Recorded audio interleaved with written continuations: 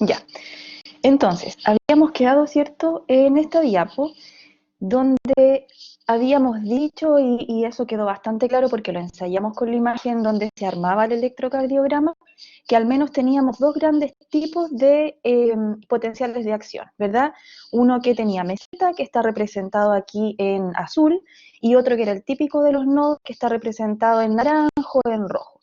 Lo que ahora vamos a ver es como la intimidad de las corrientes iónicas y los distintos tipos de corrientes iónicas y de canales iónicos que pueden estar presentes, son los responsables finalmente de que un potencial de acción tenga una forma y de que el otro tenga otra forma, y además de la función de cada uno de los potenciales de acción en el nodo o en el cardiomiocito que se contrae en el ventrículo.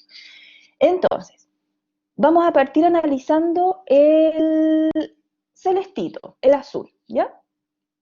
Yo le voy a hacer zoom para ir rayando, ustedes traten también de hacerlo. Entonces, el potencial azul tiene fases típicas que ustedes conocen de un potencial de acción. Pueden reconocer en la fase 4 un potencial de reposo, ¿cierto? Perfecto, que está aproximadamente, no aparecen valores aquí, pero en imágenes más adelante va a aparecer aproximadamente a menos 90.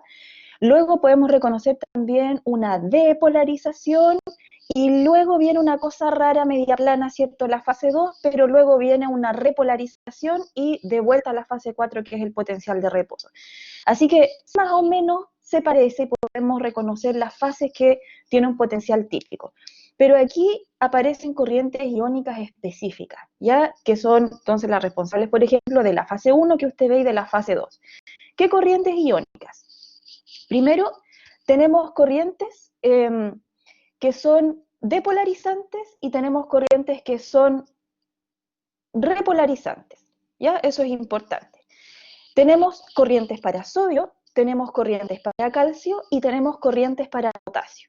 De hecho, y lo más interesante y llamativo de este potencial de acción es que, ahí está el lápiz, tenemos muchísimas corrientes y muchísimos tipos distintos de canales para potasio.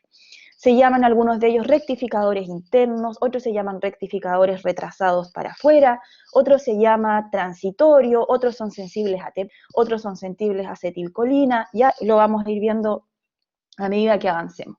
Pero vamos en orden mejor y vamos viendo qué canales son los responsables de cada fase. Entonces, en la fase 4, que es la fase del potencial de reposo, ¿ustedes se acuerdan qué ion fluía más? ¿A qué era más permeable en un potencial típico? ¿A qué era más permeable la membrana? ¿A qué ion? ¿Sí? ¿Están de acuerdo con Maite?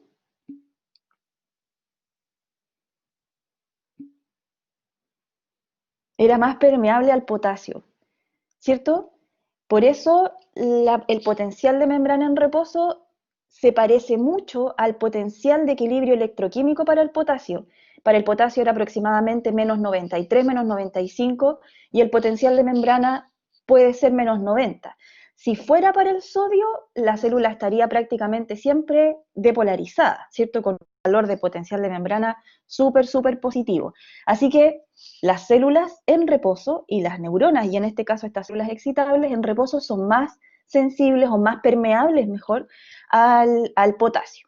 Y dentro de las líneas que ustedes pueden ver, a ver si ustedes van completando conmigo esta imagen, ¿a cuál de todos esos canales de potasio usted le daría la responsabilidad de la mantención de la fase 4?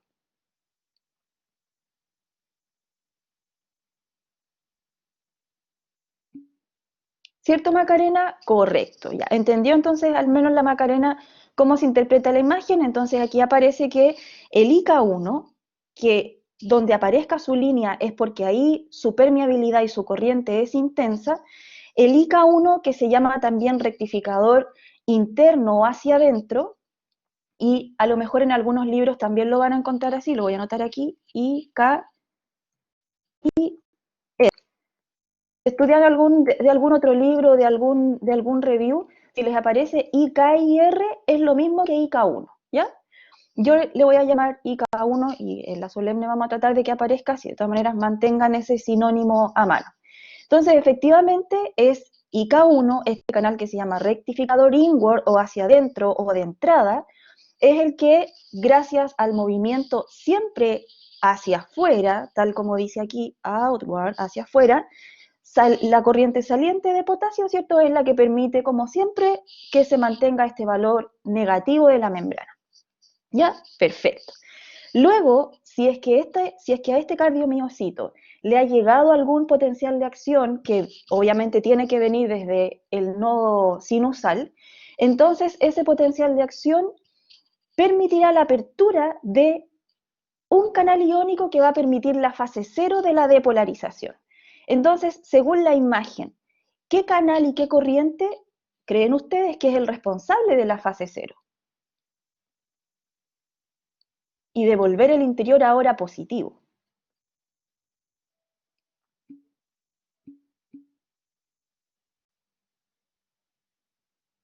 Ya. Me dicen ITO. Y Sebastián dice, y Jeremías dice la corriente para sodio. Claro, la corriente, si ustedes miran la línea, la corriente para sodio está un poquitito antes que la corriente ITO. De hecho, la corriente ITO es una corriente para potasio. Todas las corrientes para potasio son salientes. Entonces, si yo pienso una corriente de potasio saliente, es muy difícil que depolarice, ¿cierto? Porque siempre que el potasio sale, vuelve negativa la membrana. Así que lo correcto es exactamente esta corriente, una corriente para sodio, es la responsable de la fase cero. Así que aquí la depolarización, exactamente como la conocieron, parece que con la profe Pame, la responsable es una corriente entrante para sodio. Perfecto. Ahora, yo les pregunto, según el gráfico, ¿ustedes dirían que esta corriente de sodio es una corriente rápida o es una corriente lenta? Según cómo sube la fase cero. Estoy de acuerdo con Jeremías y con Macarena, es una corriente súper rápida porque la depolarización no lo piensa, no sube lento, sino que sube muy rápidamente hasta lograr la sobreexcitación, que sería este punto. En ese punto, a estos canales rápidos para sodio le pasa algo que ustedes saben que típicamente le pasa al canal de sodio. ¿Qué le pasa al canal de sodio cuando logra la sobreexcitación? ¿A qué estado pasa? Muy bien, Martín. Jeremías, entiendo lo que me quiere decir Jeremías, pero es mejor sin activa, ¿cierto? Correcto, sin activa, se bloquea, ni siquiera se cierra. Recuerden que cerrarse e inactivarse no era lo mismo, ¿cierto? Tenían compuertas distintas, sin activa. Y como entonces este canal para sodio sin activa, obviamente no puede seguir subiendo y volviéndose más positivo.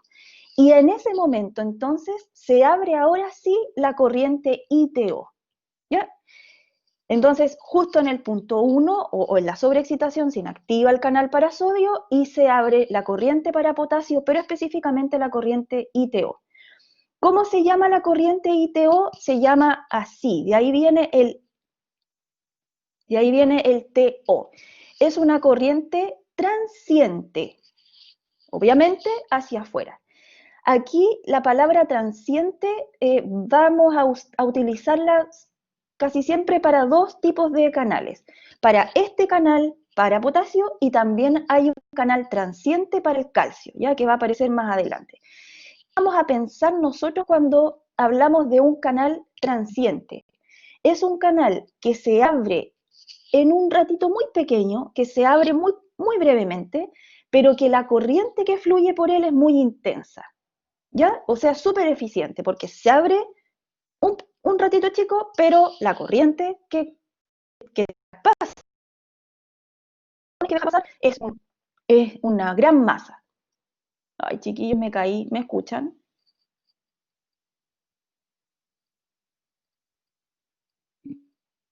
Ya, a mí se me cayó el PPT, ahí volvió. Se cortó, ¿sí? Ya, ahí volví. Jonathan me pregunta, profe, ¿a qué nivel se inactivan los de sodio? A este nivel, perdón, no está el lápiz.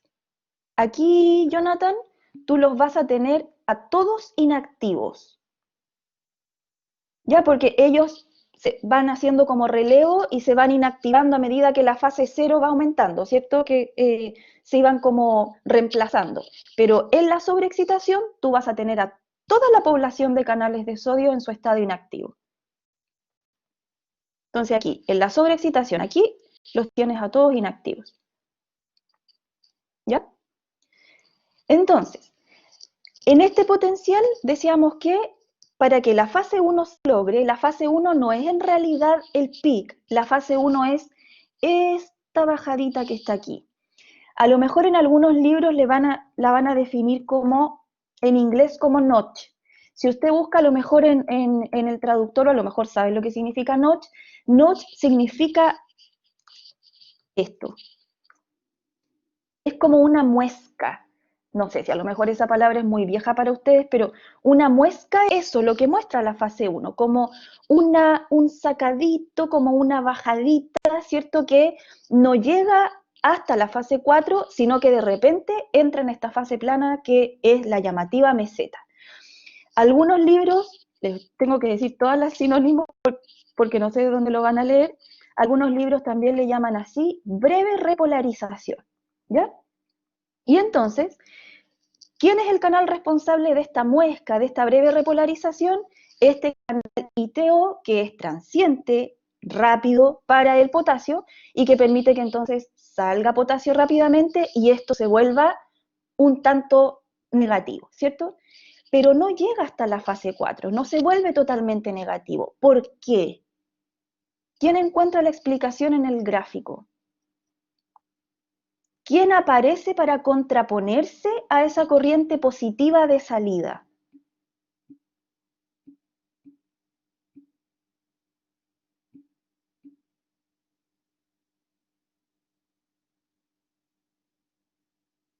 Ay, no sé, espérenme. Sebastián dice menos 90 milivolt, creo, Yona. No sé a cuál pregunta está respondiendo.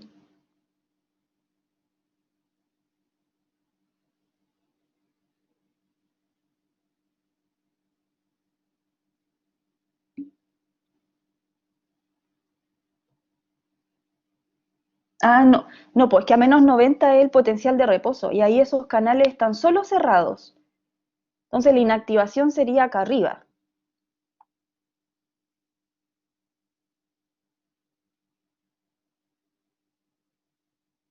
¿Ya? En todo caso, más adelante viene de nuevo más imágenes con esas explicaciones. Ya, entonces yo les pregunté, ¿quién aparece para contrarrestar esta corriente de salida de potasio? Y ustedes tienen toda la razón, aparece o se abre más bien un canal para calcio que se llama canal de calcio de tipo L, ¿ya? Que está aquí. Canal de calcio de tipo L. ¿Por qué se le llama canal de calcio de tipo L? Porque hay que diferenciarlo de otro canal de calcio que se llama de tipo T. Ese se llama de tipo T porque también es transiente. Y como transiente, el tipo T tiene un comportamiento muy parecido a el comportamiento del transiente para potasio, es decir, cada vez que el tipo T de calcio se abre brevemente, pero deja fluir una corriente intensa. En cambio, el canal de tipo L para el calcio es un canal que se abre por un tiempo más prolongado, o sea, se comporta justamente al revés que el de tipo L, que es de tipo T. Se abre por un tiempo más prolongado y la corriente que deja fluir no es una corriente intensa, ¿ya? De hecho, nosotros podemos ver que a lo largo de toda la fase 2, tal como ustedes yo creo que miraron y adivinaron, a lo largo de toda la fase tenemos a la corriente L para calcio y este canal abierto. Entonces, en este momento se ha contrarrestado la salida de potasio con la entrada de calcio. Y por esa razón entonces nosotros vemos esta fase del potencial de acción como una meseta, como un plano, como una zona que mantiene su voltaje, porque efectivamente hay este equilibrio, si quieren verlo así, de iones positivos que salen versus iones positivos que entran. Es pero muy importante esta fase 2 de meseta. Les voy a contar más adelante por qué es relevante, les voy a contar más adelante por qué se puede acortar, con qué fármaco la puedo acortar, con qué fármaco la puedo alargar y qué efecto fisiológico quiero lograr en el corazón cuando la corto o cuando la alargo. Sí, Macarena.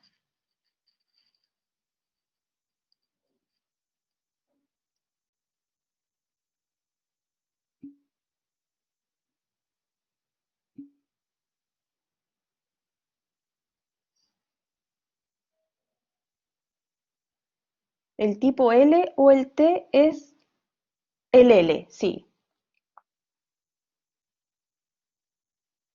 Sí, de hecho se llama L porque se llama long term, exactamente.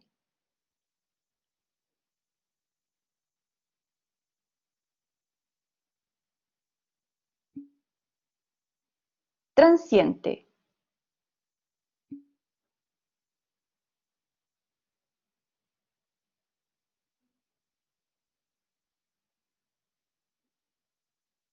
Ay, miren,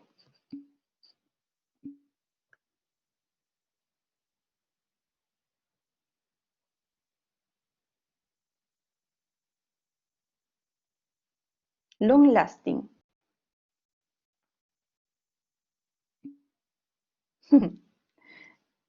Pero sí, ese es el que dura más abierto.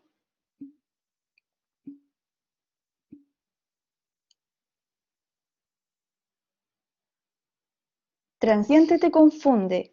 Eh, a lo mejor es una palabra que no usamos tanto, pero... Ah, ya, ya no. Ahí repítala muchas veces, va a escribir 100 veces transiente. Es como transiente, es como transitorio, ¿cierto? Mejor ligarlo con ese término. Ya, ahora, para volver, sí, eso tiene más sentido. Para que la fase de la meseta se acabe, necesitamos entonces abrir canales que nos permitan llegar de vuelta a la fase 4, que sería la fase del potencial de membrana en reposo. Y para repolarizar, que sería ahora la fase 3 de nuestro gráfico azulito, necesitamos, por supuesto, como siempre, que se activen ahora corrientes para potasio. Y aquí aparecen entonces otras corrientes para potasio que son importantes. Todavía no aparece IK1. Vean que IK1 es súper importante para la mantención de la fase 4, pero para restablecer la fase 4 nosotros necesitamos utilizar a unos canales que se llaman, voy a borrar para que lo vean bien, a unos canales que se llaman IKS y a unos canales que se llaman IKR. ¿Ya? Adivinen por qué, de dónde la S y de dónde la R.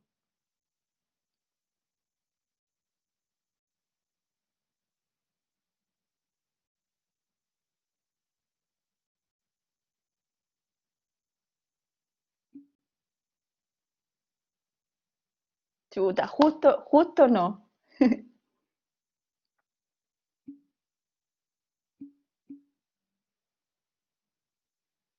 No.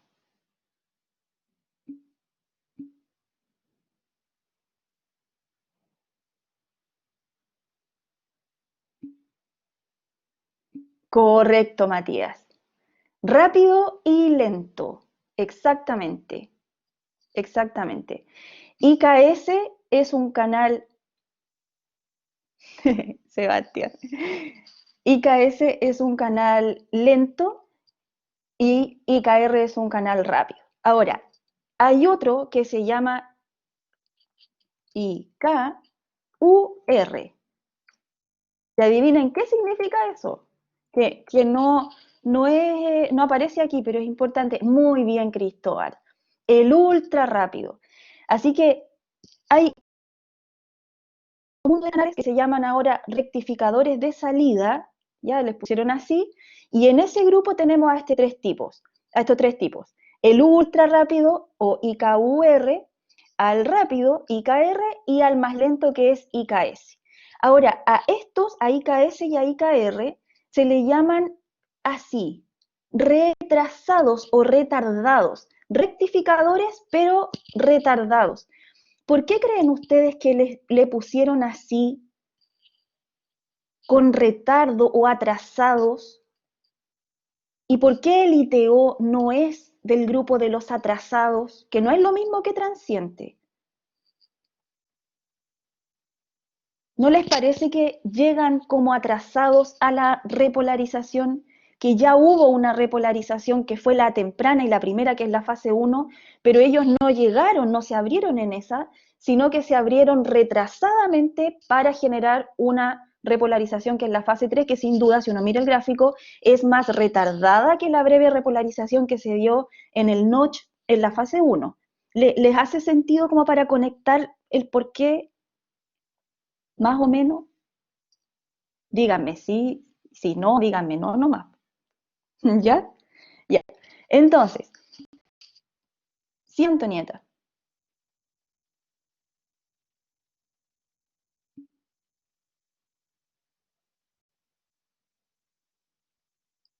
de más atrás de las diapos. Ah, de más atrás de esta imagen. Ya, dígame.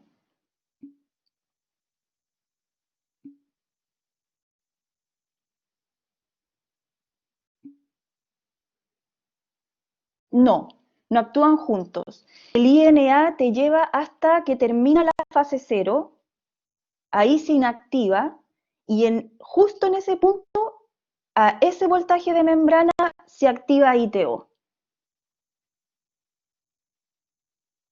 Así que no están abiertos al mismo tiempo, si es que eso es lo que te preguntas.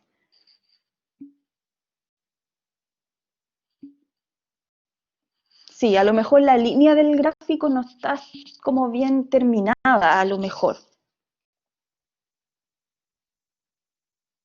Sí, Sebastián.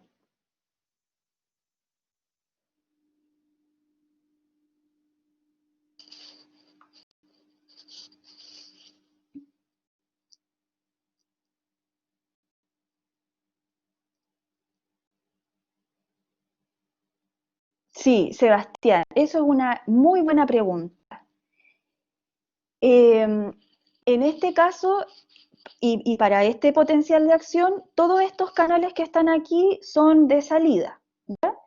Pero los canales de potasio no siempre podrían permitir la salida de potasio, porque eso va a depender de la célula en la que estén presentes, de el equilibrio electroquímico y de las concentraciones, esos conceptos que vieron en fisio general, de esa célula en ese momento y de las concentraciones de potasio. Así que no es extraño que algún canal de potasio alguna vez, de acuerdo a la gradiente electroquímica del potasio, lo deje fluir como una corriente entrante. Pero para eso va a existir gradiente a favor.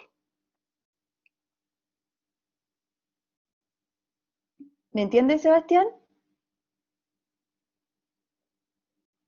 Pero en este caso, esas corrientes son corrientes hacia afuera.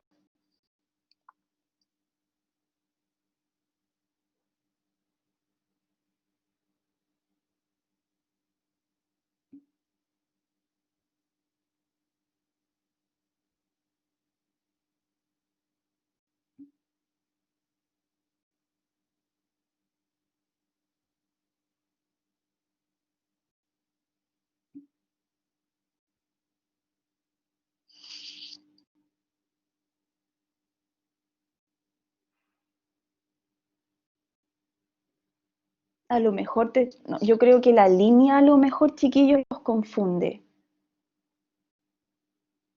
Esta línea de aquí,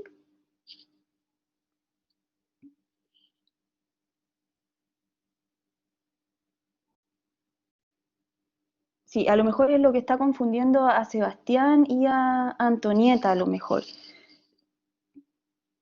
Esta línea aquí, si ustedes la tiran hacia arriba, debiera calzar ahí. Entonces, desde ahí, justo desde aquí, tú tienes hacia adelante la acción de ITO. En cambio, esta corriente de sodio, esta corriente está durante la fase cero. ¿Lo viste, parece, Seba? ¿Sí? Ya, sí. Así que no, todas las corrientes son de potasio salientes y repolarizantes. Ya están mirando súper bien.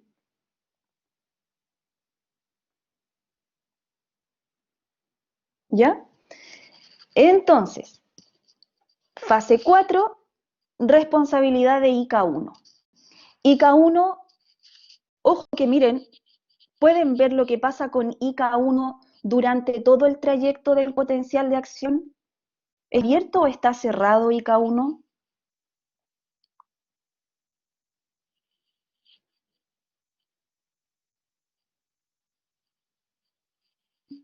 Está cerrado, ¿cierto, Nur? Así que eso nos revela aún más que IK1 solo participa en la mantención del potencial de reposo. Ahora, les voy a decir esto mejor para que no se confundan. IK1 es un canal sensible a voltaje y lo demuestra porque yo sé que a lo mejor me van a preguntar esto, profe, IK1 entonces es un canal, no es en realidad un canal de fuga porque los canales de fuga suelen caracterizarse por mantenerse abiertos siempre. En cambio, este es un canal que sí responde al voltaje porque frente a voltajes positivos, este canal se cierra. Por lo tanto, la verdad es que es más correcto decir que es sensible a voltaje. De hecho, este le llama, claro, sensible a voltaje. Entonces, tendríamos IK1 primero, en la fase 0 la corriente para sodio, en la fase 1, que es la breve repolarización, la corriente ITO, transiente para potasio, en la fase 2, como equilibrio que genera la corriente L para el calcio, y para restablecer la repolarización en la fase 3 y devolvernos a la fase 4, vamos a tener la cooperación de estas corrientes retardadas de potasio, que son la corriente IKS y la corriente IKR. Y luego, para la mantención de nuevo de la fase 4, vamos a tener IK1, ¿ya? Ahora, si es que han entendido bien este gráfico, ya voy a devolverme aquí, pero necesito decirle algo importante. Me voy a devolver a una diapo que el otro día les mostré y que, como no sabían esto que les conté, no le buscamos explicación. Miren, aquí yo tengo un potencial para el ventrículo y aquí tengo un potencial para el atrio. Y la verdad es que tienen las mismas fases, pero el atrio tiene algo distinto. Ustedes podrían inventar, sin temor a equivocarse, qué corrientes pueden estar siendo las responsables de que en el atrio la cosa sea un poco distinta.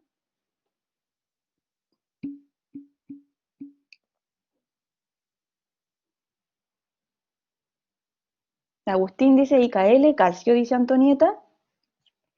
IKS e IKR son más rápidas. Oh, Jeremías. Calcio, calcio, calcio, potasio. Ya. Miren, les voy a dar la respuesta. En el atrio, y a ver si les calza, es muy eh, amplia la corriente ITO. Es mucho más intensa la corriente ITO que en el ventrículo. ¿Les calza con la imagen lo que les estoy diciendo? Sí, ¿cierto? Entonces, el problema en realidad no es de la corriente lenta del calcio, sino que, dado que la corriente que repolariza brevemente en uno es mucho más intensa, la corriente saliente de potasio le gana a la corriente entrante de calcio. Y por eso esta cosa baja sin ponerse plana en la fase 2 como lo hace el ventrículo. Y otra cosa importante, aquí está presente la corriente IKUR. ¿Les hace sentido también que es algo parecido a lo que inventaba Jeremías? No es que IKS e IKR sean más rápidas, sino que aquí está presente aquella que es más rápida que ellas dos. ¿Tiene sentido que exista aquí IKUR? ¿Les parece? ¿Y en qué lo ven? ¿En qué fase ven?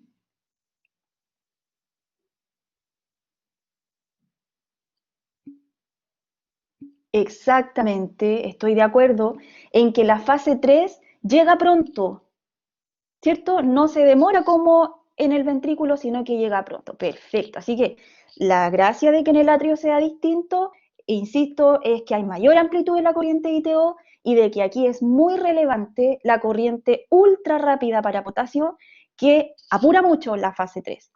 Eso tiene sentido también, se los voy a contar más adelante. ¿Por qué la meseta en el atrio tiene que ser más pequeña? Bueno, ya se los voy a contar.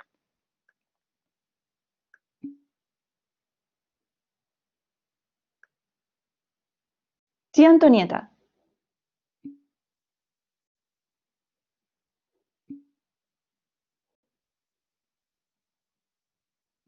¿Qué pregunta me va a hacer?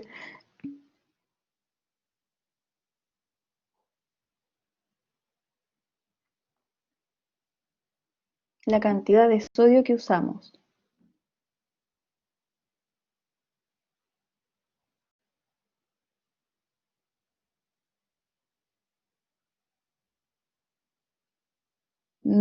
Claro.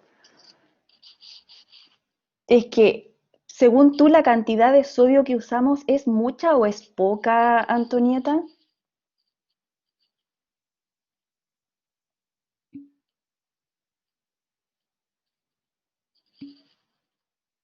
Sí, sí. Yo creo que como te aparece tanto, tú crees que la cantidad de sodio que usas es mucha, pero achícate al porte de una célula y achícate al porte no de la membrana completa de una célula, sino que aterriza tu mirada a un trozo de membrana y pregunta si lo que entra de sodio por ese trozo de membrana es en realidad, la verdad es que es en realidad mucho para ti, pero poco si te achicas al tamaño de la célula. Entonces, la célula te dice, oye, lo que yo ocupo es en realidad muy poco versus a lo que tú consumes en una comida. No, no sé si, Antonieta, me entiendes lo que te quiero decir. O sea, las concentraciones a las que la usa la célula son realmente chicas. Nosotros creemos que es mucho porque nos aparece en todas partes. Y sin duda lo que tú te administras en una comida o en una tapita de lápiz Bic de sal es mucho para la cantidad de lo que la célula usa. Y ahí cardiovascularmente el problema de consumir sodio es que el sodio es un soluto bastante osmótico, ¿cierto? Activo y que hace que el agua lo siga y eso aumenta la presión arterial y ese es el problema. Pero es buena tu pregunta, es buena tu pregunta. Yo le doy la explicación según lo que tú me comentas, así lo he visto yo siempre, que también me he hecho esa pregunta. Muy buena reflexión, Antonieta. Ya, terminamos entonces con el potencial. Nura hace una buena pregunta, sí, y no hablamos de él. Esa corriente y ese canal para ATP es un canal que a lo mejor ustedes se acuerdan y conocen. ¿Se acuerdan que había un canal de potasio sensible a ATP? ¿Dónde estaba?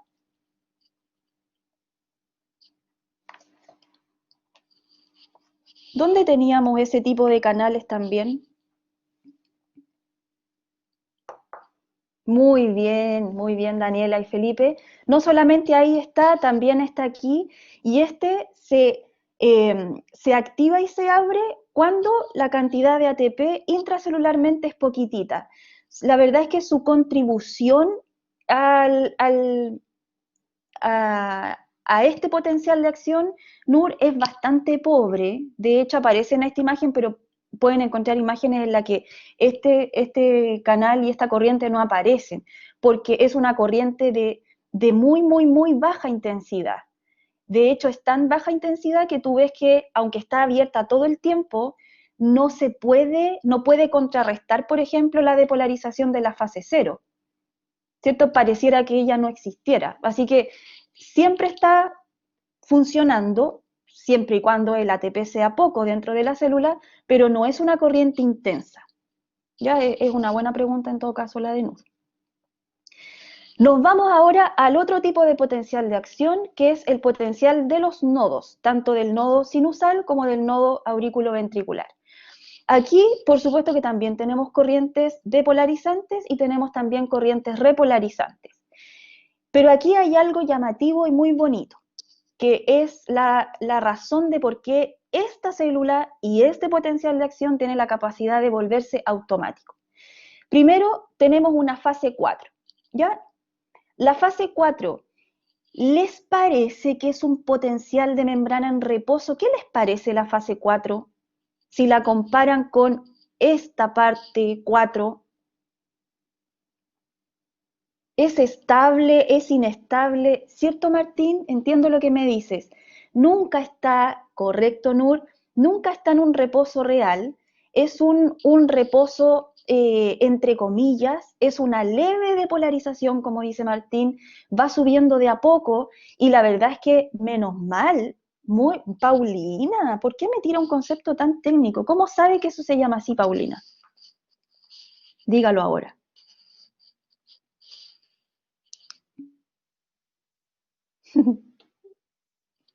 ¿Ya ha estudiado cardiovascular, Paulina, alguna vez por eso?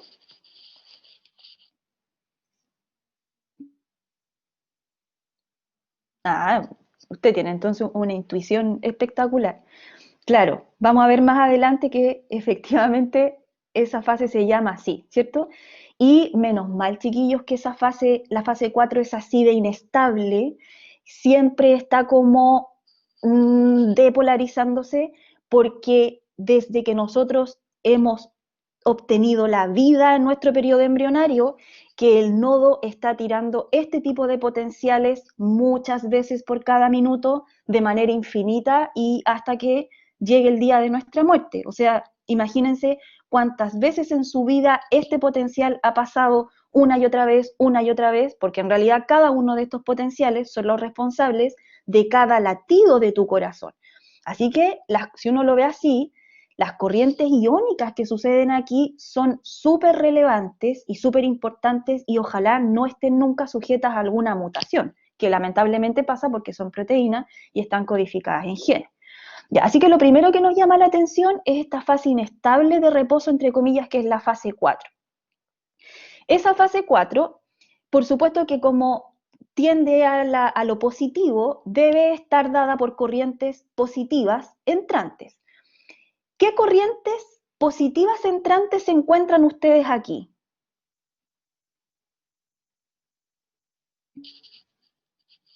De sodio, ya.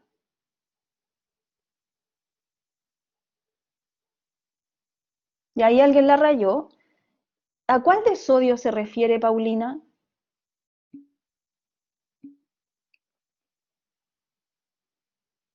Ya, perfecto, perfecto. Yo creo que a lo mejor es porque están mirando aquí, o no sé si sabían que IF es un canal no solamente para sodio, puede dejar entrar potasio, incluso calcio, mover potasio y calcio, pero se ha visto que a quien más deja fluir es al sodio. Ya, perfecto. Entonces sí, tenemos esas tres corrientes. La corriente IF, que efectivamente es una corriente para sodio, la corriente de calcio, y aquí aparecen las dos corrientes de calcio, la corriente transiente OT y la corriente más larga, que es la corriente L, ¿cierto? Que no es transiente. Y ellas se organizan temporalmente para abrirse. Entonces, de esas tres, la que primero o la que permite que esto parta desde aquí y comience a subir, ¿quién sería? ¿Quién es la que lleva este potencial inestable hacia el umbral y lo está acercando al umbral? ¿Quién es la primera que aparece? Es la corriente IF, correcto, que es una corriente para sodio. Ahora, si comparan la corriente IF para sodio que hace subir la fase 4 hasta aproximadamente por ahí, hasta llegar al umbral, y la comparan con la corriente de sodio responsable de la cero, nos queda súper claro que IF es más rápida o más lenta que esta corriente.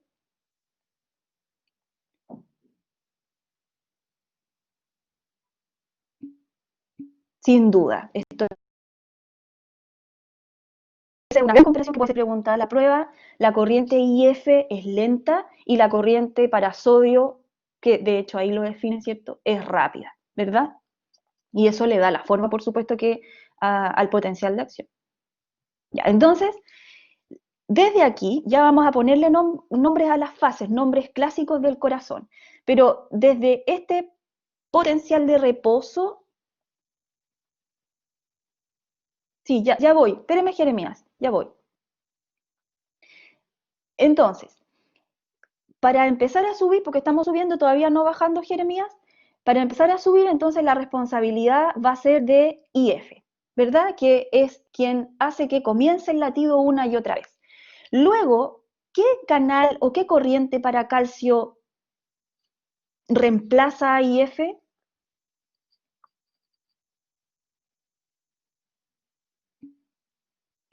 Exactamente. Entonces, se abre IF, acerca esto cada vez más al umbral, luego los canales para la corriente de sodio IF comienzan a inactivarse, pero son reemplazados por la corriente transiente para calcio. Pero la corriente transiente para calcio no dura tanto, es una corriente transiente, y entonces la corriente transiente, como es transitoria, luego se cierra y es reemplazada entonces por esta corriente de más largo plazo también para el calcio. Entonces, chiquillos, la fase cero de este potencial, la fase cero, ¿de quién es prácticamente la culpa de la fase cero? ¿De cuál de estas tres corrientes? ¿Cuál es la que fluye realmente en la fase cero?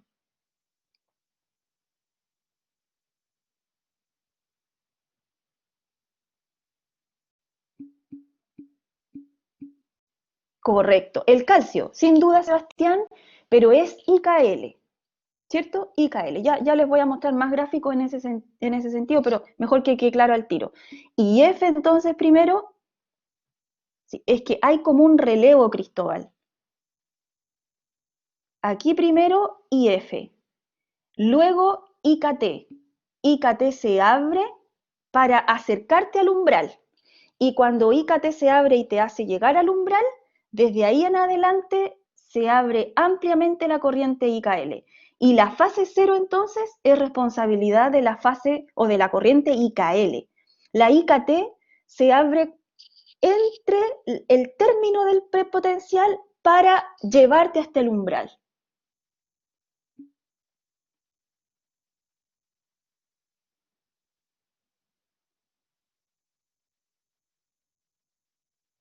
A ver, espérenme que me está haciendo pregunta.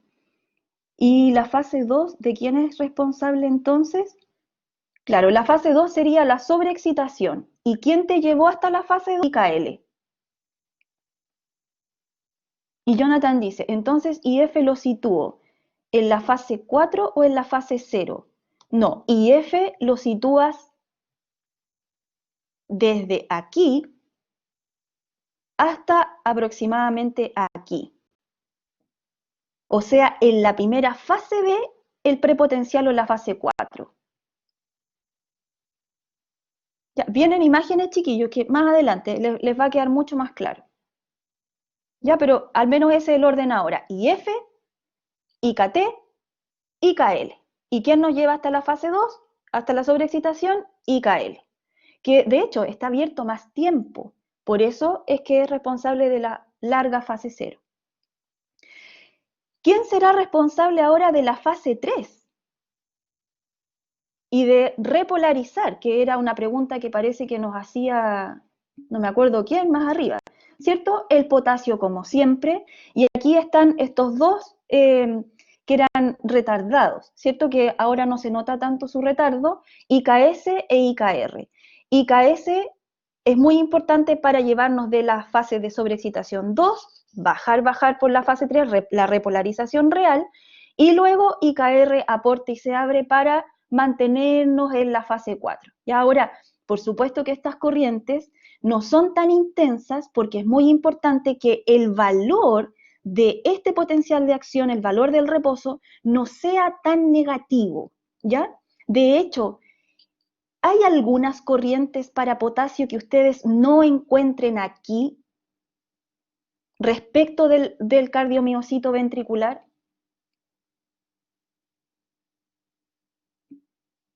Sebastián, excelente, excelente.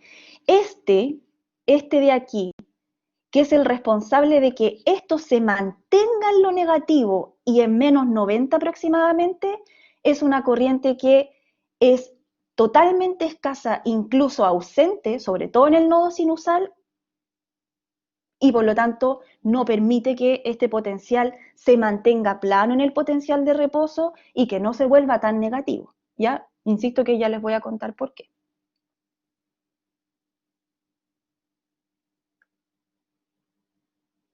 Ya, entonces, vamos a volver a dar una mirada y vamos a poner nombres a este potencial de acción. Aquí viene en qué tiene que ver Felipe, porque aquí le vamos a poner nombres de corazón, sístole y diástole, ¿ya? Entonces, en este esquema, en los potenciales de arriba, ¿cierto? Nosotros vemos el típico potencial, ustedes ya lo conocen, no tiene meseta, por lo tanto estamos a ver los potenciales marcapasos, y abajo las corrientes asociadas. Este gráfico, que es un gráfico como van a encontrar en muchos libros, hay gráficos con detalle y gráficos sin detalle. A mí me gustan mucho los gráficos de la diapo pasada porque nos hablan nos desmenuzan a los canales para potasio, nos desmenuzan a los canales para calcio. Pero hay imágenes también, y salen en el Verne-Levi, incluso en el Boron, que simplemente hablan de corrientes de calcio y de potasio, sin dividirlas. Pero usted tiene que tener en mente que estamos hablando también de los específicos, pues de IKL, IKT, ¿ya? Entonces, el potencial rojito de arriba, como les decía, vamos a tener que poner nombres de corazón. Como bien decía, parece que Paulina hace un rato, estamos aquí, ¿cierto?, en este que parece potencial de membrana en reposo, y es a esa parte más negativa, no le vamos a llamar en realidad potencial de membrana en reposo, sino que le vamos a llamar así, MDP. ¿Qué significa MDP? Mira, Felipe, se llama potencial diastólico máximo. Potencial diastólico máximo. Pueden conectar el nombre de esa negatividad con el evento que está pasando en el corazón cuando el nodo está viviendo ese momento. Si el nodo está viviendo exacto, ¿cierto? Correcto lo que dice Camilo, o sea, por eso diastólico, exactamente, porque en la diástole el corazón está en relajación, está en reposo, entre comillas, ¿cierto? En relajación, no debiéramos estar haciéndole llegar un potencial de acción y ese permiso se lo damos cuando el nodo no está latiendo, o sea, justo en este momento. Potencial diastólico máximo. Luego, desde el potencial diastólico máximo y hasta este valor, hasta esta recta roja, esa recta roja es el umbral, le vamos a llamar prepotencial. Prepotencial como nos proponía Paulina. Hay otros libros, otros autores, que a esa subida, o sea, a esto antes de llegar al umbral, le llaman potencial marcapaso, ¿ya? Que es otro nombre posible también de dar, potencial marcapaso o prepotencial. Aquí, esta línea roja, que la hemos conocido siempre como umbral, ahora nosotros le vamos a llamar potencial sistólico, ¿ya? ¿Por qué aquí al umbral le vamos a llamar potencial sistólico? Porque ¿qué va a pasar si yo cruzo ese umbral? Sin duda. Exactamente, vamos a provocar una depolarización y vamos a provocar una sístole. Muy bien. Y bueno, esta fase que sube y que baja se llama como siempre potencial de acción. Ahí el nombre se va a mantener, ¿ya? Entonces, prepotencial, ay, el lápiz, prepotencial, esta subida, esa pendiente, potencial diastólico máximo, potencial sistólico el umbral y la depo y la repo, potencial de acción simplemente. Y acá abajito entonces nos muestran las corrientes asociadas. Efectivamente, la que primero se mueve, miren las curvas, la curva verde es para la corriente IF, potencial marcapaso, Macarena.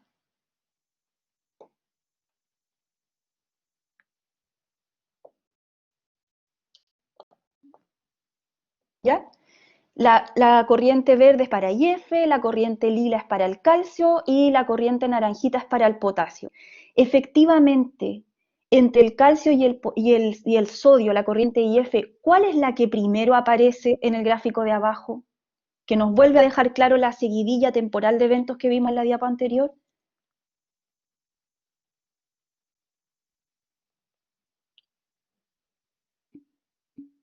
La corriente de sodio, ¿cierto? La corriente IF.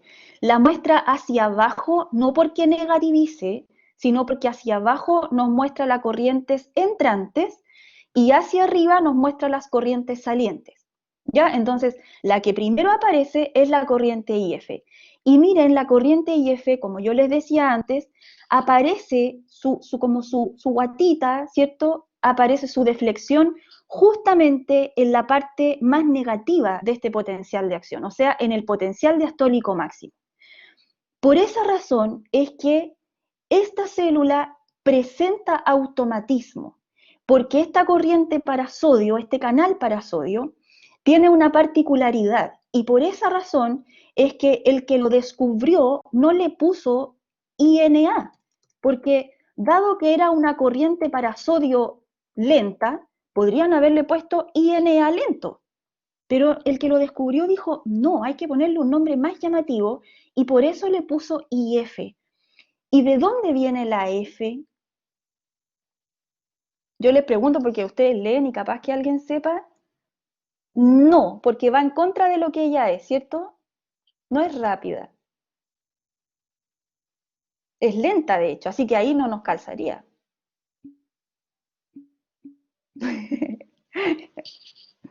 Flow puede ser fabulosa. Jeremías, lo vamos a echar Jeremías. Viene de esto.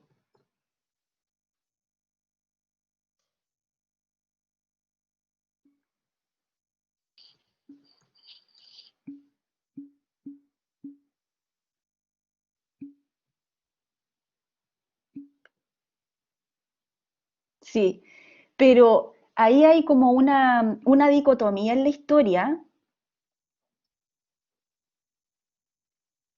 hay como una dicotomía en la historia. Eh, el funny significa entretenido, como ustedes parece que lo decían más arriba, pero también significa raro, Daniela, excelente, significa raro, extraño, curioso. Por eso le pusieron en realidad funny, porque yo sé que es entretenido, a mí me impactó cuando lo conocí, pero es raro en cuanto a los canales típicos de sodio. ¿Por qué es raro este canal? Porque a este valor del potencial de membrana, este canal raro se abre. Un canal de sodio cualquiera a ese valor de potencial de membrana estaría absolutamente cerrado e incluso lo podrías encontrar a un canal típico para sodio capaz que inactivo, a los típicos. En cambio, al canal Fanny, que es raro, descubrieron que no. Al valor del potencial diastólico máximo, este canal a ese voltaje, porque es un canal sensible a voltaje y no es acoplado a proteína G, es canal, este canal decide abrirse.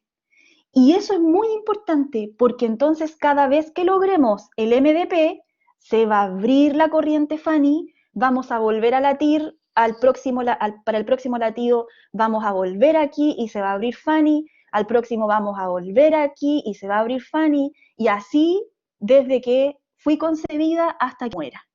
¿Ya? Así que la responsable del automatismo es la corriente Fanny. Por esa razón, las células musculares del ventrículo no la tienen, porque si la tuvieran, entonces serían automáticas y no lo son. ¿Se dieron cuenta que no estaba Fanny en el potencial de la diapo anterior, cierto?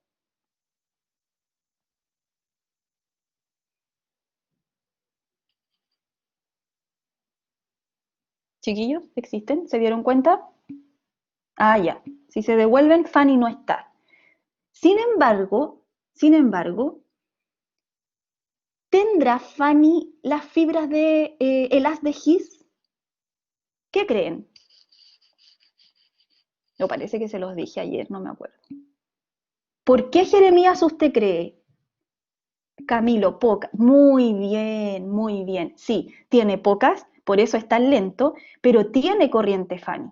Por eso él, exactamente, por eso él podría volverse automático, ¿cierto? Perfecto. Ahora, estamos un poco complicados porque ya sabemos que a esta corriente IF le gusta que la célula marcapaso logre, perdón, ahí está el lápiz, logre este valor del potencial diastólico máximo, porque a ese valor aproximadamente de menos 60, ese valor de voltaje le invita a la corriente Fanny a abrirse. Entonces yo les planteé aquí esta pregunta. ¿Qué sucedería, Jeremías, con la corriente IF si la membrana de la célula no se hiperpolariza hasta el valor del potencial diastólico máximo? Alternativa A, me muero. Alternativa B, no me muero.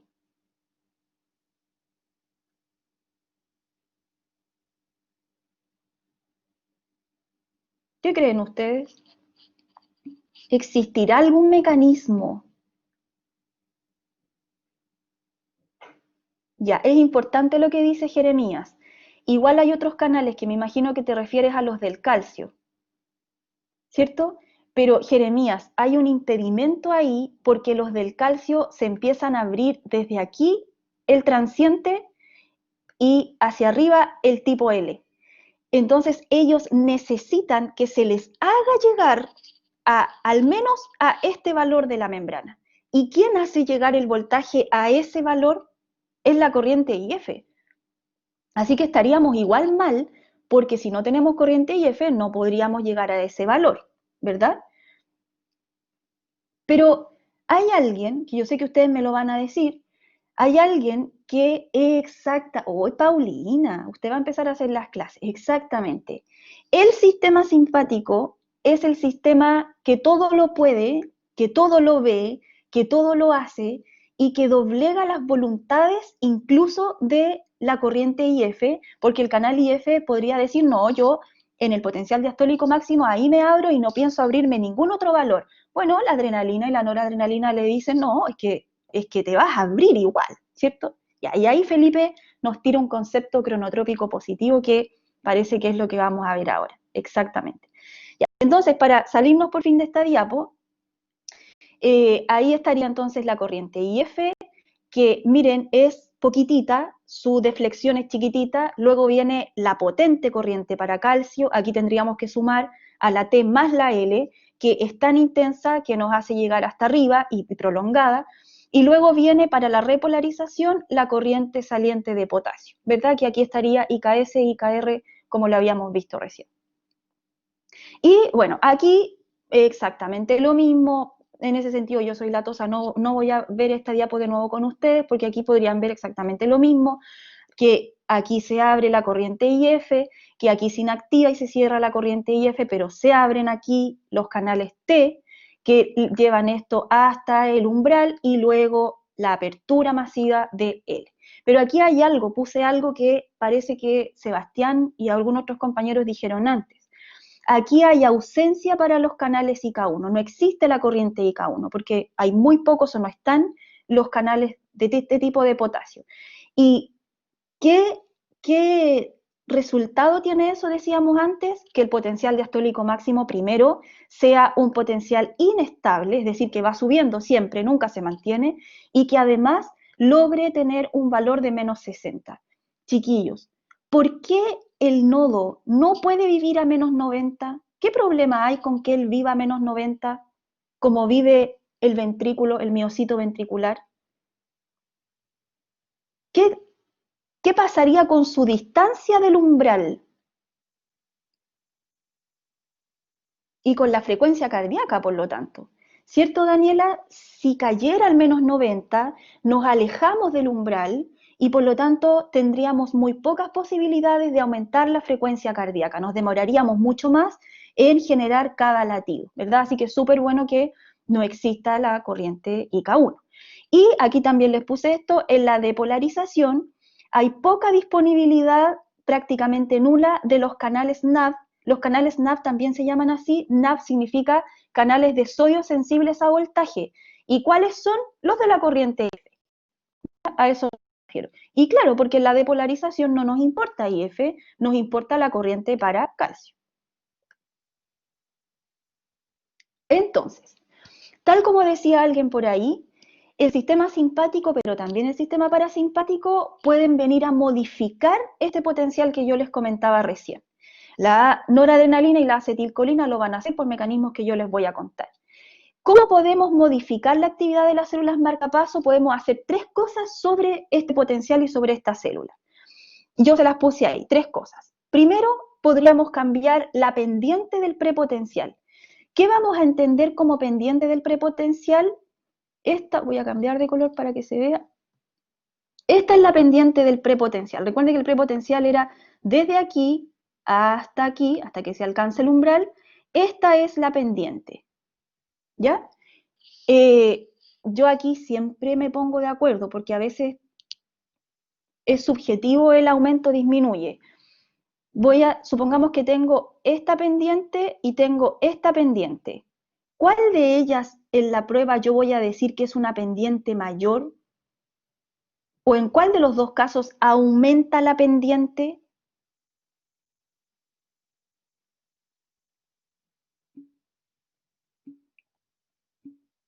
Ah, ya. Lo pregunto porque a veces eso de que aumento o disminuye es subjetivo, aunque no para las matemáticas, ¿cierto? Ya estoy de acuerdo. Entonces, cuando digamos, este fármaco o este neurotransmisor aumentó la pendiente, quiere decir entonces que esta fase no se comporta como la azul, sino que se está comportando como la naranjita, ¿cierto? Así que la pendiente del prepotencial puede cambiar, puede aumentar o puede disminuir. También puede existir desplazamiento del potencial diastólico máximo. O sea, podemos tener algunos casos en que en vez de llegar al menos 60, llegue a un potencial diastólico máximo más negativo.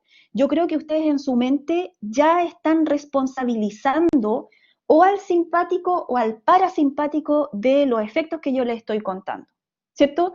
¿Quién podría desplazar al PDM a un valor más negativo? ¿Eso lo tendría que hacer el simpático o el parasimpático? ¿Qué creen? ¿Cierto? El parasimpático para que de esa forma disminuya la frecuencia cardíaca. Muy bien. Y el tercer cambio que podríamos lograr sería cambiar el valor del potencial umbral.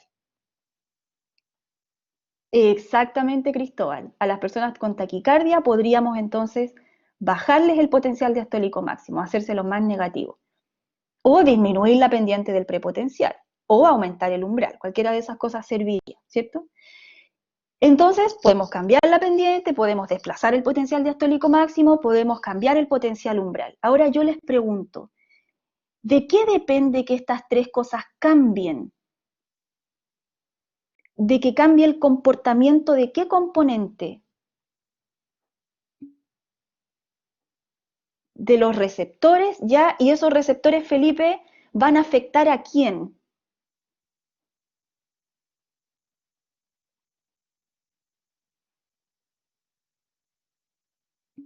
Muy bien, Daniela. O sea, que pase uno, que pase dos o que pase tres, va a depender absolutamente de cómo ha cambiado el comportamiento o la corriente que corre, que fluye por los canales que hemos conocido, por el IF, por el de calcio o por el de potasio. Y eso es lo que vamos a ver ahora. Entonces, vamos a ver primero cómo cambia el panorama cuando tenemos aumento de la actividad simpática sobre las células marcapaso. Siempre estamos en las células marcapaso. Alguien dijo hace un rato por ahí que esto se llamaba efecto cronotrópico positivo. Efectivamente, el cronotropismo es cambiar la frecuencia cardíaca y en este caso un cronotropismo positivo es aumentarla y un cronotropismo negativo es disminuirla. En este gráfico de aquí, en rojito, no, voy a ver primero la gris. En gris tenemos el latido normal del corazón en reposo, sin la influencia del sistema simpático, y en rojo tenemos la influencia del sistema simpático. Entonces yo aquí les dejé algunas preguntas que ustedes mirando contestan rápido. ¿Qué sucede con el PDM? ¿Se vuelve más negativo, se vuelve más positivo o no cambia?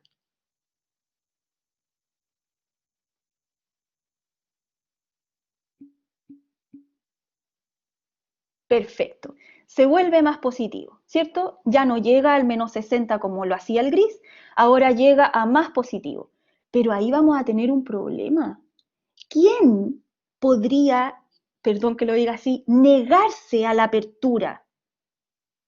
Porque ella quería menos 60 para latir otra vez. ¿Quién podría negarse a la apertura?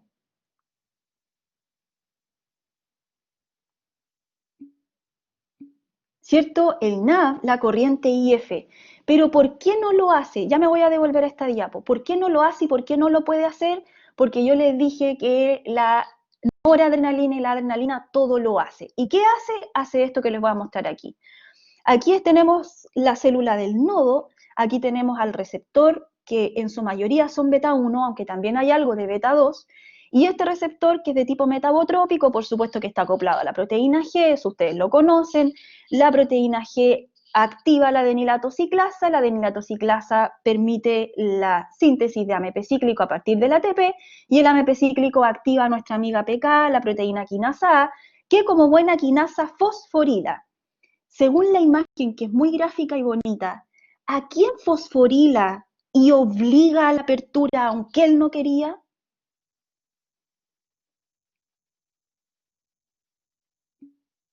A IF, ¿cierto? Ahí está IF, y aunque él no quisiera, la fosforilación le obliga a la apertura y por lo tanto, aunque no hayamos llegado al potencial diastólico máximo de menos 60, el canal Fanny igual se abre y la corriente iónica, allá voy, sí, se va al tiro, y la corriente iónica se desencadena igual, y por lo tanto podemos empezar a hacer que el prepotencial avance hacia arriba. Pero Sebastián dice algo muy importante. Cuando estamos bajo el sistema simpático, la pendiente del prepotencial cambia. ¿Sí o no? ¿Le pasa algo a la pendiente del prepotencial? ¿Aumenta o disminuye? Aumenta, ¿verdad? Primero se acorta, claro, porque hemos partido de un potencial diastólico máximo más positivo, pero también la pendiente aumenta. Y recuerden que el aumento de la pendiente va a depender primero de IF, que ya dijimos que la noradrenalina lo permite su fosforilación y lo abre, pero también la última porción del prepotencial y la llegada al umbral depende, como dice Sebastián, de IKT. Así que efectivamente también promueve la fosforilación del canal transitorio, transiente, y hace que entonces se alcance rápidamente el umbral porque necesitamos ahorrar tiempo en el prepotencial para ganar tiempo en latidos por minuto, ¿verdad? Muy bien, muy bien. Veamos si hay algún otro cambio. Entonces me dijeron que el PDM se vuelve más positivo, que la pendiente del prepotencial aumenta, y sucede algo con la amplitud del potencial de acción. Aquí el gráfico me juega una pillería, porque no sé si visualmente se ve distinta, pero ¿debiera pasar algo con la amplitud del potencial de acción?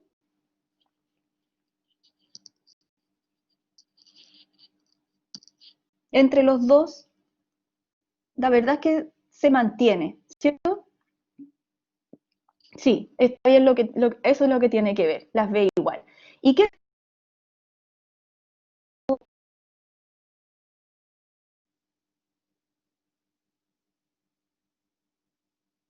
aumento disminuye?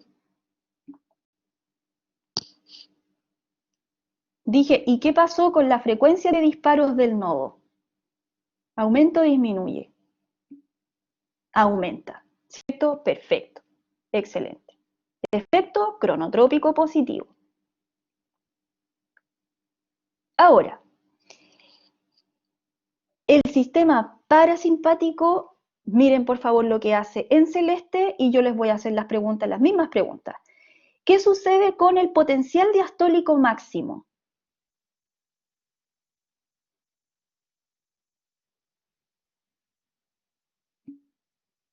Se vuelve más negativo, que era algo que ustedes habían dicho en diapositivas anteriores, ¿cierto? Se vuelve más negativo, se hiperpolariza por sobre el valor de menos 60.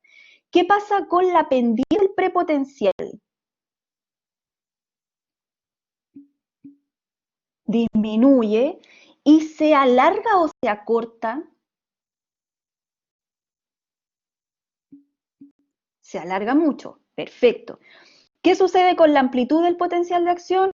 es la misma, no hay problema ahí. ¿Y qué sucede con la frecuencia de disparos del nodo? Disminuye, perfecto. Ahora, mirar la diapo que viene. ¿Me podrían decir qué corrientes iónicas afectará el sistema parasimpático para lograr esto?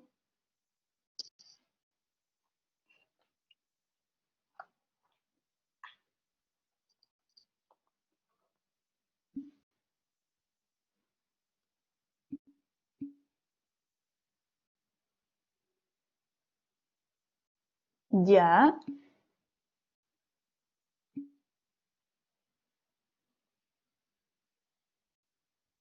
ya, me dicen IF, me dicen IKR, me dicen IKT. Claudio y Jonathan, a IF, según ustedes, ¿la enlentecería o la aumentaría? La reduce, perfecto. La enlentecería y Jeremías, a IKR, ¿la enlentecería o la potenciaría? Perfecto, la aumentaría. Sebastián, y a IKT, ¿la enlentecería o la aumentaría?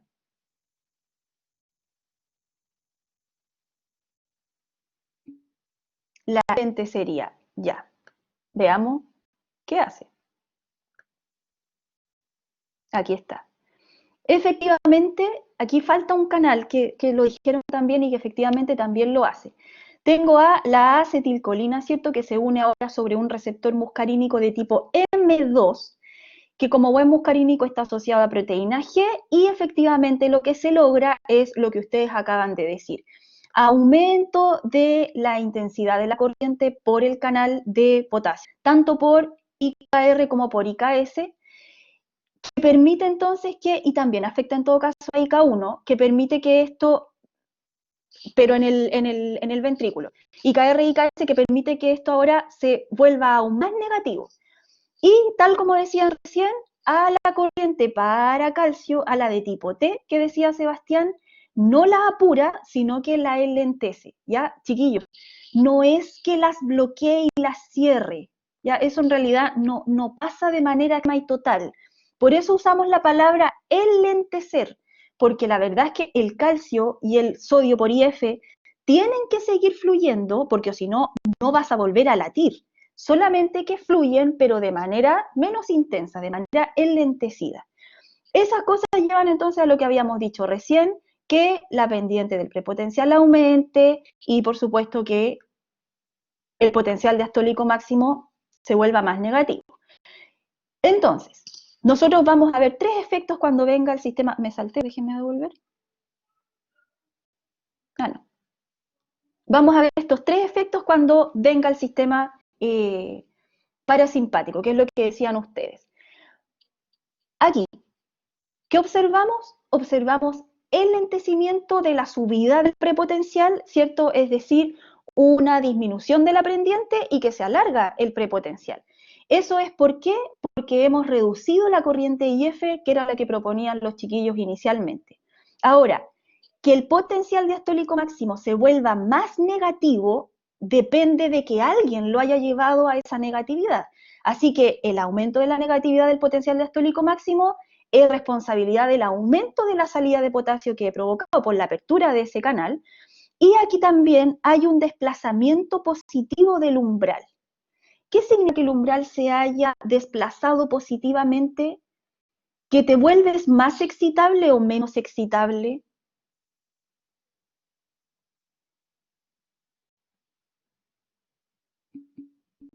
Exactamente, porque te cuesta más alcanzarlo, ¿cierto? Te demoras más en alcanzarlo y eso, ese desplazamiento del umbral, recuerden que el umbral está más arribita, no es en realidad por culpa de IF, sino que por las corrientes de calcio que son las que te permiten llegar al umbral y que en este caso se te ve dificultado porque está reducida esa corriente, ¿ya?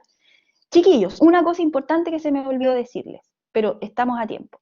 Este canal, el canal Fanny, algunos libros también le llaman canal HCN.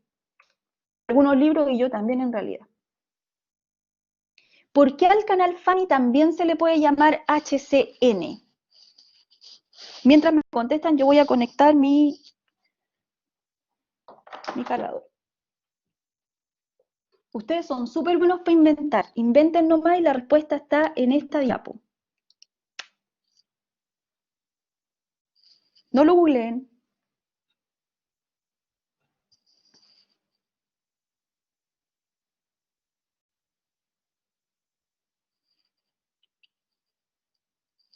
La respuesta es cianuro. No es C de canal, tampoco es C de cianuro. Ah, Patricio, porque puede ser abierto por hiperpolarización, ¿correcto? Y de ahí la H, ¿cierto, Patricio?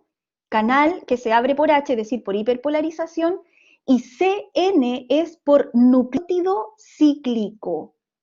¿Encuentran aquí en mi imagen un nucleótido cíclico que sea responsable de la apertura de Fanny? AMP cíclico, correcto. Así que este canal es abierto por hiperpolarización, pero también por ligando, no directamente, porque el ligando se une al receptor beta 1, pero indirectamente también es abierto por ligando que promueve la generación de AMP cíclico. Por eso se llama HCN, ¿ya? Muy, muy bien. Muy bien, Patricio.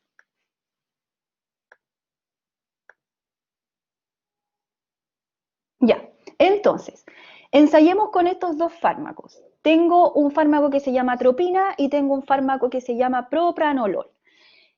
Yo hice un experimento aquí y administré, por ejemplo, en la línea azul, administré primero atropina y justo en el momento 4 administré propranolol.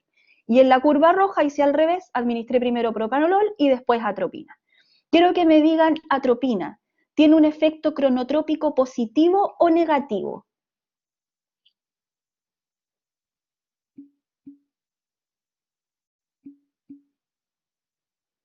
Positivo. Ya, voy a poner 4 opciones, espérenme.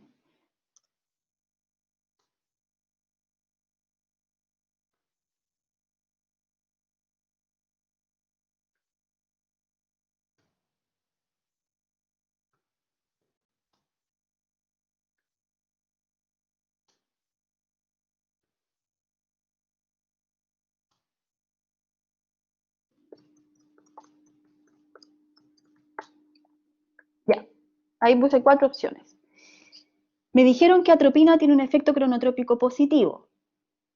Perfecto, aumenta la frecuencia cardíaca. ¿Cuál de esos 4 mecanismos de acción podría tener?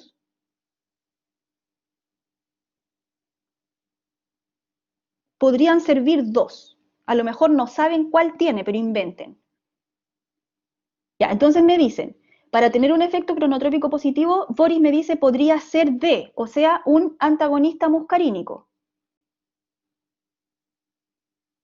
Que es lo mismo que dice Patricio, o sea, con eso haríamos como callar al sistema parasimpático, permitiríamos la actividad del sistema simpático, ¿cierto? Y Nur y Catalina dicen que también podría ser agonista beta-adrenérgico, que también parece que Jonathan está de acuerdo. Perfecto, perfecto. Podría ser D y podría ser A, pero no puede tener los dos efectos. ¿Alguien sabe los dos mecanismos? ¿Alguien sabe qué es en realidad?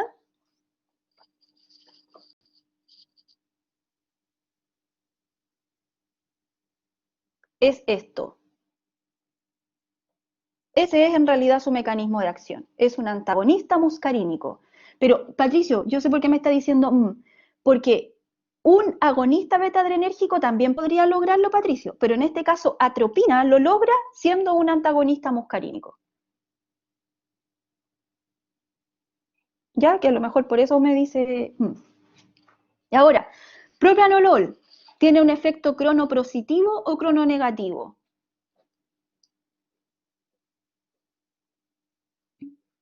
Crononegativo, ¿cierto? ¿Y qué mecanismo de acción podría tener para lograrlo? Podría tener.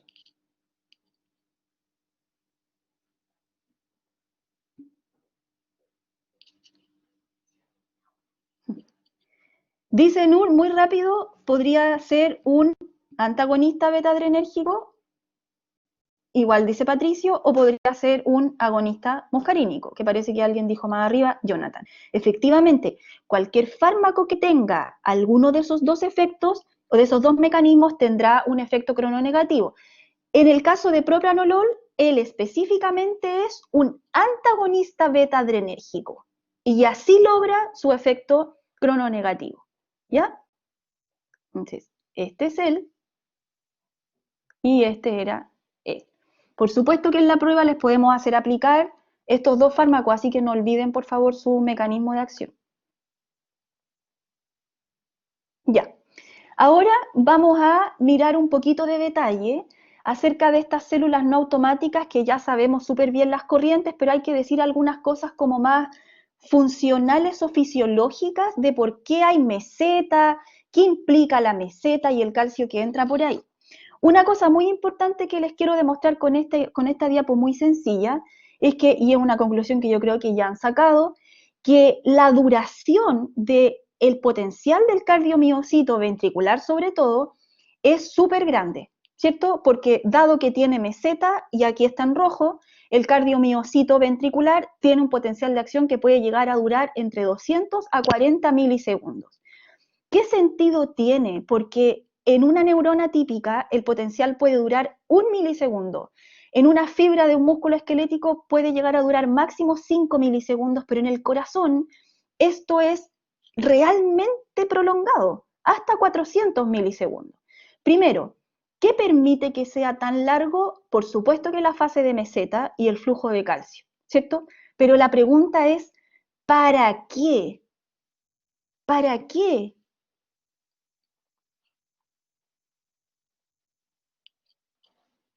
Ya, dice Jeremías, para darle tiempo para llenarse. Martín dice, para una contracción más intensa. Ya. ¿Alguien más?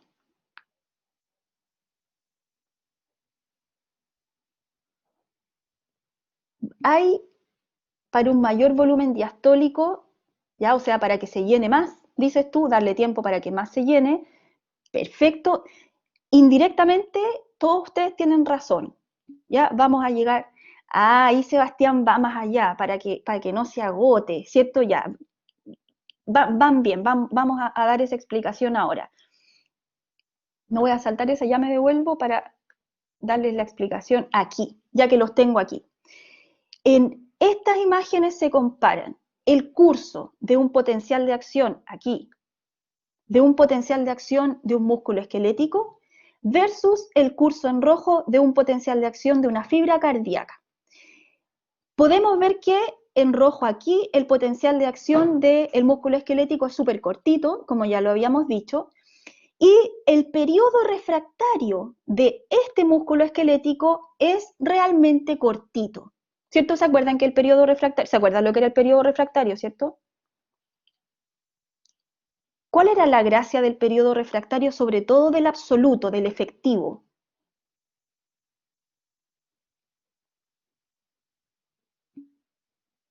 La inactivación de los canales de sodio, exactamente, que no permite, al menos en ese momento, la generación de nuevos potenciales de acción si es que te estimularan. Perfecto. Si ustedes comparan el periodo refractario en amarillo de una fibra muscular esquelética con la fibra muscular cardíaca, evidentemente el periodo refractario del corazón es mucho más grande, lo alcanzan a ver, ¿cierto? La parte en amarilla. ¿Por qué es más grande? Primero, porque tiene meseta. Y en parte la meseta de este típico potencial hace que se prolongue y que el área bajo la curva, que es en realidad el periodo refractario, sobre todo el absoluto, se amplifique, sea mayor. Pero eso protege al corazón. ¿Por qué? Porque tal como ustedes decían, cuando esté el corazón viviendo su periodo refractario, aunque aquí le demos otro estímulo y otro estímulo venga, porque en este momento, chiquillos, aquí el nodo sinusal podría estar descargando y haciéndole llegar un potencial, pero el músculo no va a contestar. ¿Por qué? Porque él está viviendo su periodo refractario. ¿Qué evita eso? Yo no sé si ustedes se acuerdan y si vieron el concepto de sumación de contracciones y tetanización. ¿Se acuerdan de ese concepto?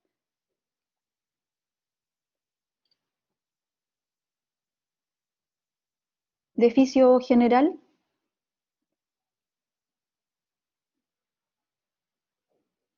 No importa, lo vamos a explicar. Miren, en el músculo esquelético, aquí, en el músculo esquelético, yo sufrí este potencial de acción y el músculo, ¿se acuerdan que tenía un periodo de latencia? No se contraía al tiro, sino que al ratito después, luego de sufrir el potencial de acción, el músculo logró contraerse. Este músculo aquí está viviendo su máxima tensión, porque el celeste, el azul no es un potencial de acción, es la contracción. El aquí está viviendo su máxima tensión, pero ya no está viviendo su periodo refractario. Entonces, yo podría aquí tirar otro potencial de acción y la fibra va a contestar a ese potencial de acción con otra contracción. ¿Puede contestar ya que no está viviendo su periodo refractario? ¿Seba puede contestar? No usted, sino que puede contestar. Sí, Patricio, ¿cierto? Y como la fibra muscular esquelética puede contestar con otro potencial de acción y va a contestar con otra contracción, entonces la nueva contracción se va a sumar a la contracción que está en curso y vamos a lograr una sumación de contracciones que si se hace muy frecuente va a lograr que el músculo llegue a la tetanización. Recuerden que la tetanización era justamente eso, sumación de contracciones generando una contracción de gran fuerza, de gran tensión, que obviamente al músculo esquelético le encanta para levantar una pesa en el gimnasio, para colgarse de la barra en la plaza, le sirve la tetanización. Pero al músculo cardíaco no, porque si él se tetanizara, quedaría en una sístole eterna para siempre y eso no le sirve. Necesita contracción, relajación, contracción, relajación. Chiquillos, ¿les sirve la meseta para protegerse de la tetanización? Claro que sí, porque la meseta hace que su potencial, su periodo refractario, perdón, sea más amplio. Y además, miren una cosa, aquí,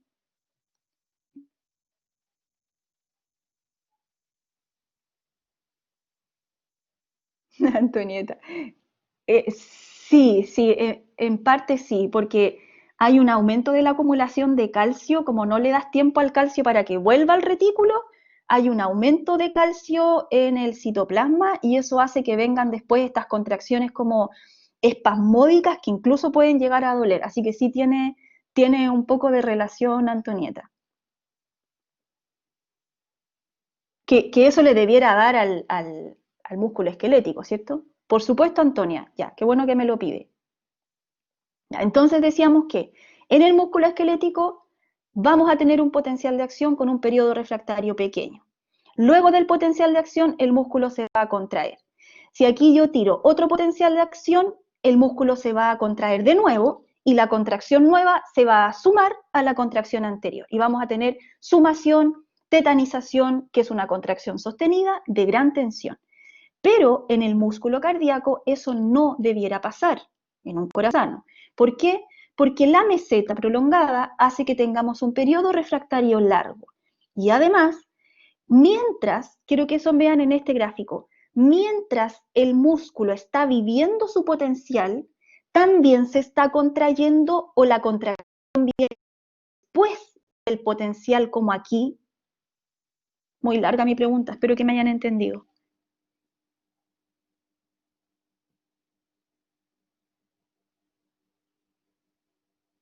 ¿Me entendieron la pregunta?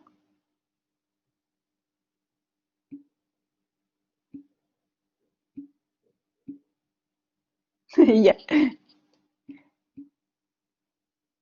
Ya, sí, repito, ahí Paulina parece que me entendió. Lo que decía Cristóbal es que aquí primero el potencial, después la contracción, ¿verdad?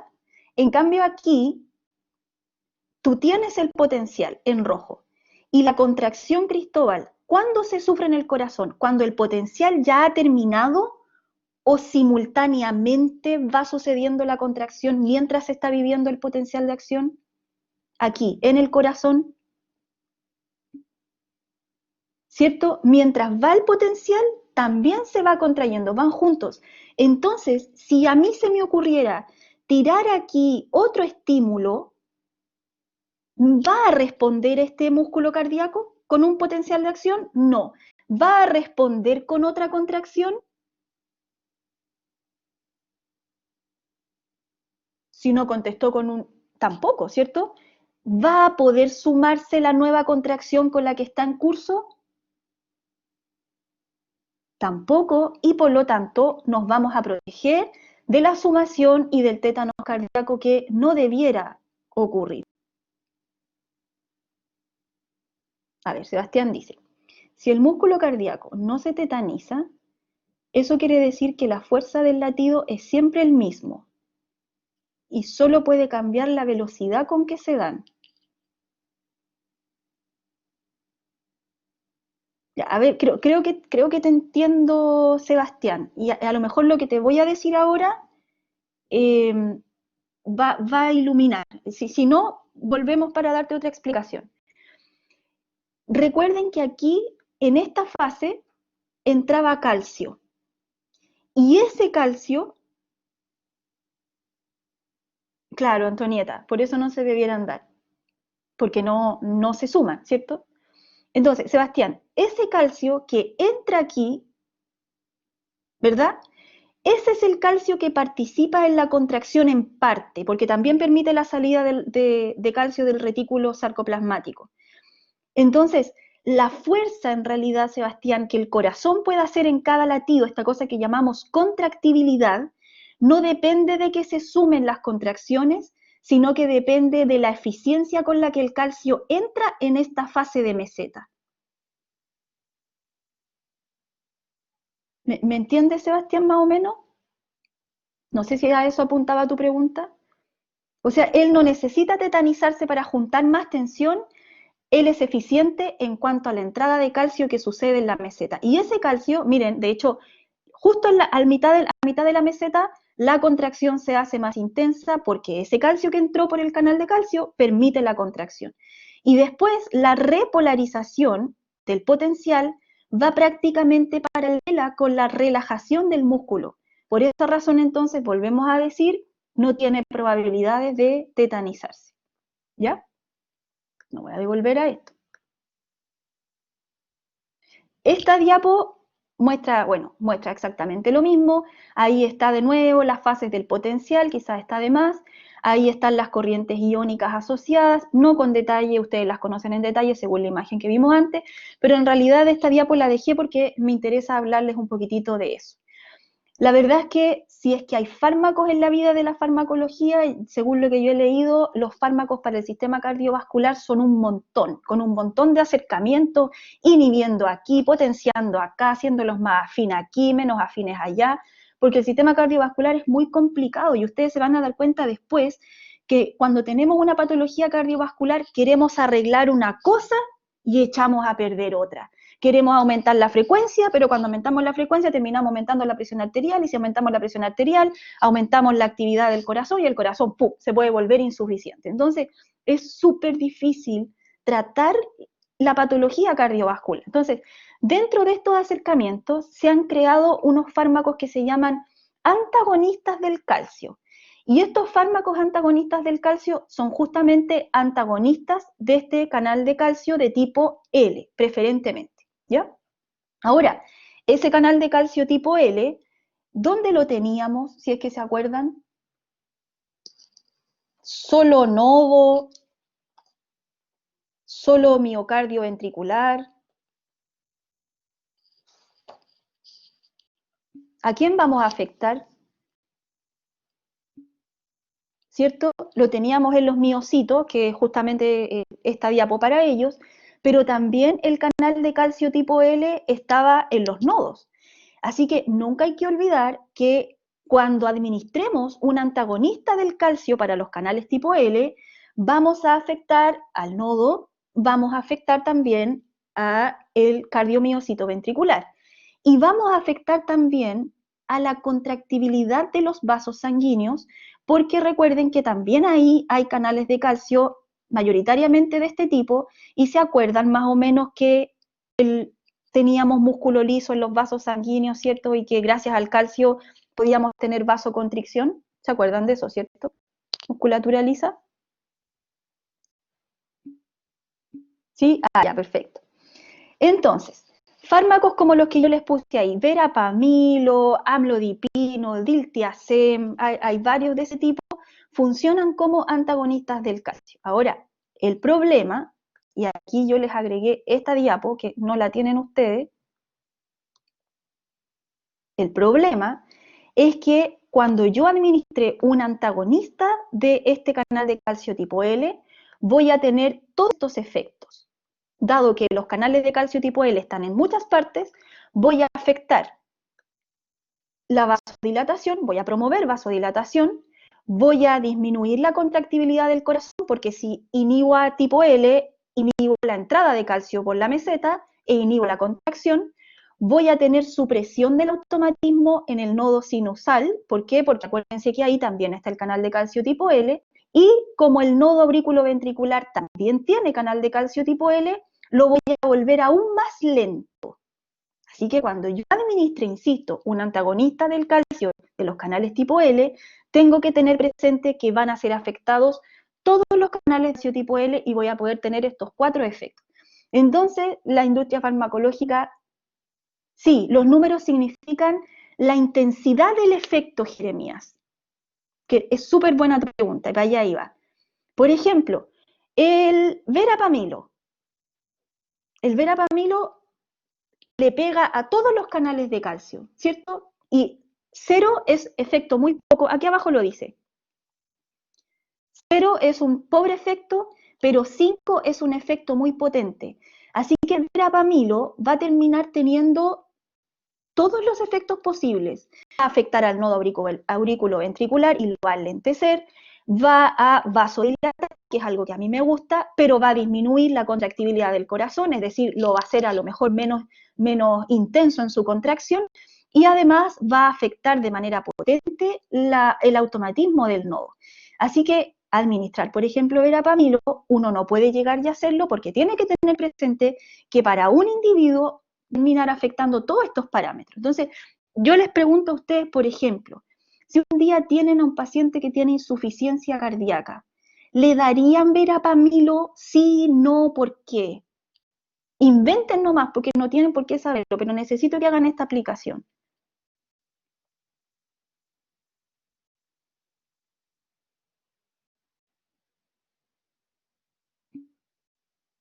¿Por qué no, Camilo?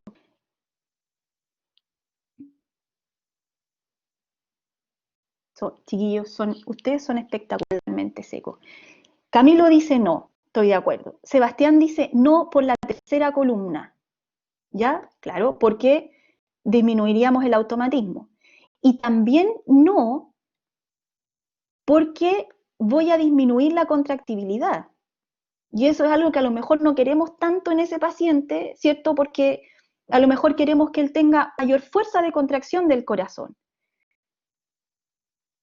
Porque inyecta menos volumen y sí porque vasodilato. Ya, creo que entiendo lo que Camilo me dice. Entonces ya, no le darían verapamilo. ¿Pero qué le darían entonces?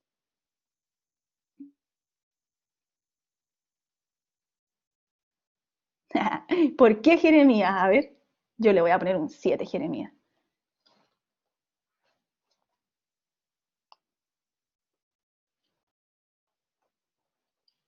¿Por qué sí daría el primero?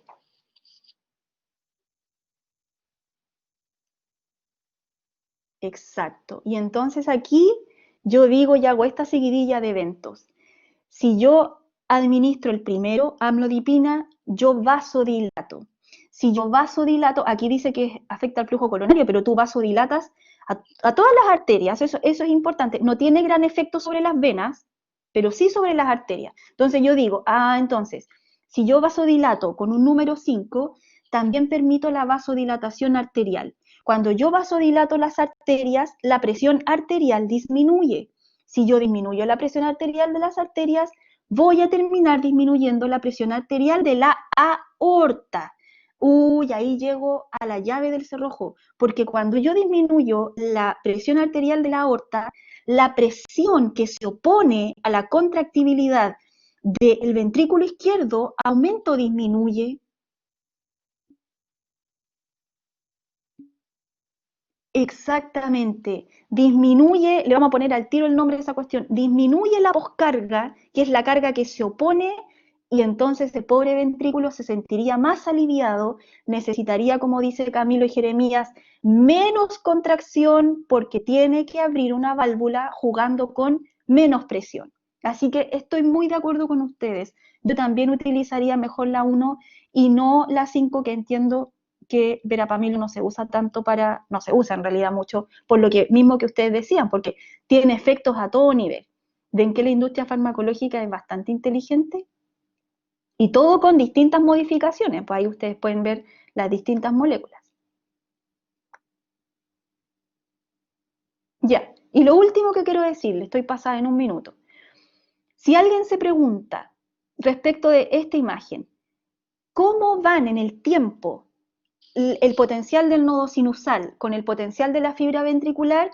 Mire, la verdad es que las cosas van pasando como que casi simultáneamente, ¿cierto? Eso significa que cuando este potencial fue descargado desde el nodo, se demoró muy poquitito en llegar hasta el ventrículo para provocar su contracción. Y esto nos dice entonces que las corrientes y las velocidades que tienen las distintas estructuras del corazón son bastante eficientes para hacer que nosotros terminemos latiendo varias veces en un minuto. ¿Ya? Esto puede cambiar, insisto, de acuerdo a los fármacos que podamos administrar. Ya, chiquillos, no me queda más tiempo. Son las 10:10, 10:12.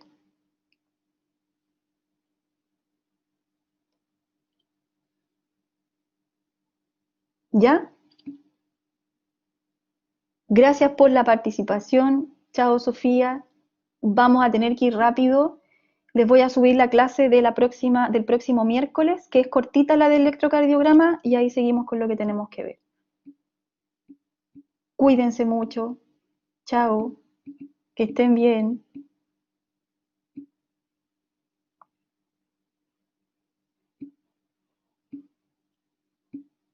Ay, Patricio me hace una pregunta muy buena. Patricio, no se vaya.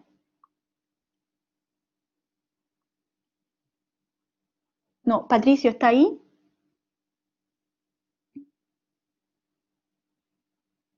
Patricio, mire, la pregunta que usted me hace es muy, muy, muy buena. Escúcheme, cuando yo tengo hipercalemia, ¿cierto? Tengo una gran concentración de potasio fuera y la gradiente es distinta, ¿cierto? Porque hay gran potasio fuera como uno no lo espera en condiciones normales. Entonces, el potasio que está dentro de la célula no se siente invitado a salir, ¿verdad? Parece que tú lo propones más arriba, perdí tu comentario de más arriba. Entonces, ya no sale, sino que él se queda. Y al quedarse, Patricio, aumenta la positividad del interior. ¿Y qué es lo terrible de eso? Que ahí está, que si tú adentro aumentas la positividad demasiado, vas a provocar la inactivación de los canales de sodio, Patricio. Y si tú inactivas los canales para sodio, porque ellos se inactivan a grandes positividades, si tú los inactivas por esa positividad, los pierdes para generar un siguiente potencial de acción y una siguiente contracción. Entonces, al final, el no flujo del potasio va exactamente, se inactiva todo, se inactiva IF y se inactivan también los canales para sodio que tienes en el músculo, porque la hipercalemia asumimos que estaría afectando a todas las células excitables.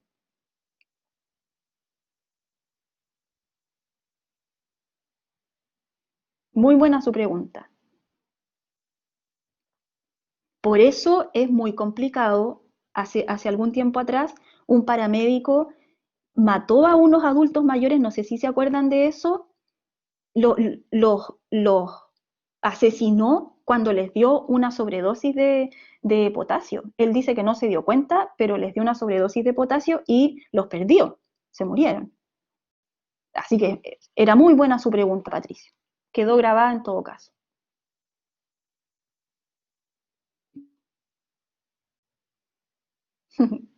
Ya, cuídense.